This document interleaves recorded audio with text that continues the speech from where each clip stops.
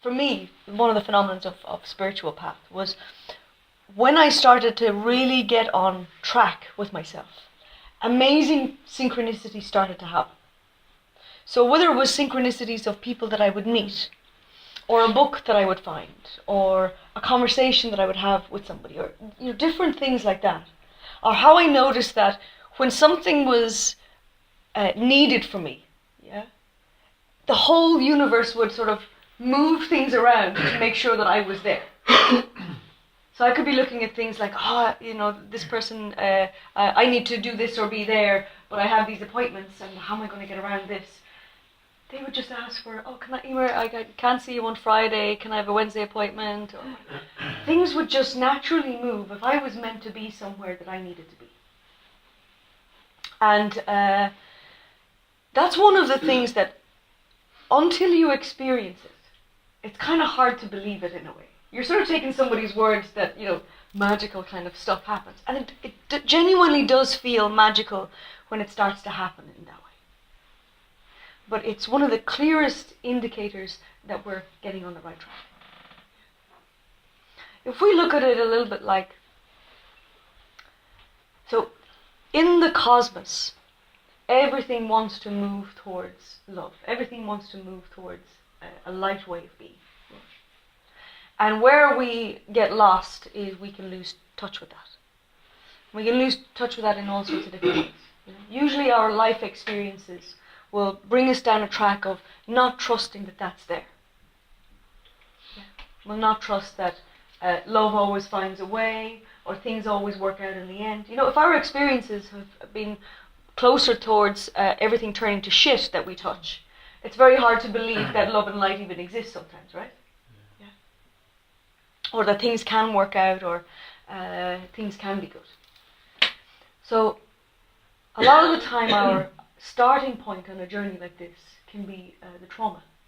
We're starting at that point of, I don't know what else to do, I hope meditation might help me. Yeah. And then we get to find out whether it does or whether it doesn't. But it's usually from that point. It's not a point of, oh wow, I feel so full of love and I feel so full of light. Hey, I'm going to go do meditation and just feel more of that. That's the more people I teach, that's hardly anybody's experience really. Most people come to this because we're struggling with something. We're struggling with, it can be an aspect of ourselves, or an aspect of life, or just how things are going. We might have gone through a difficult time. Could be a separation, or a bereavement, or job loss, or stress, or illness, or any of those kind of things, and find ourselves struggling to be able to cope with those. Yeah, we can all maybe identify with that. And if we, like when we're younger and difficult stuff like that happens, we don't have the tools or the skills to be able to really cope with stuff like that. Let's say like a bereavement. If we have a significant bereavement when we're children, we don't have the skills or the tools to be able to really deal with that. And we tend to find somewhere to bury it in us and try and move on with life. Yeah. But life being what life is, stuff is always happening. So even if it's, let's say, the ordinary life experiences of like teenage years and how horrendous they can be, or even getting into our 20s, or getting into relationships and breakups and all of this kind of stuff, we're always being shown the challenges that can teach us the skills that we need. But we don't always see it in that way in the beginning, because all we can see or all that we can experience. So when we maybe get a little bit stuck or a little bit lost in the difficult stuff that happens in life, and we maybe get a little bit overwhelmed in that, we can lose that connection to ourselves. We can lose that connection to just the flow of things because we're a little bit stuck. Let's say at its worst, that can feel very hopeless. It can feel like being stuck in a hole and not knowing which way is out. It can feel quite bleak. We can feel quite lost in that. It can feel like I thought I was doing everything correctly. I thought I was handling this well, and then we find ourselves, we meet a wall. We're all familiar with this experience.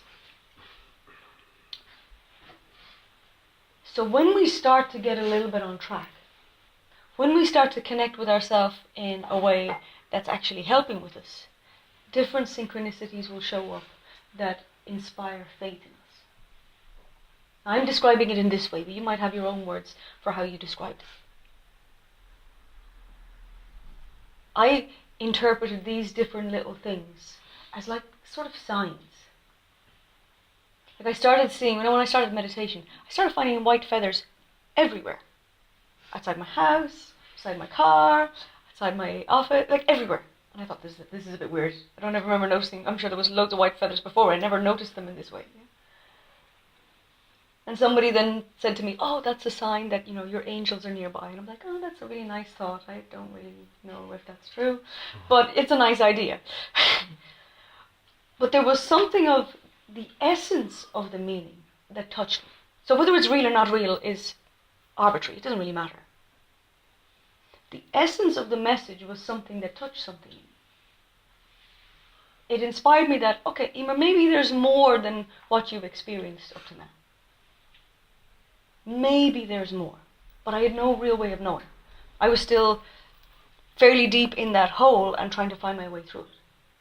That feeling of being in the flow of life, for me, is what meditation is all about. Meditation is not to make us anything other than who we are. Meditation is just to create that space where we get to find out more about who we are so we can be that more.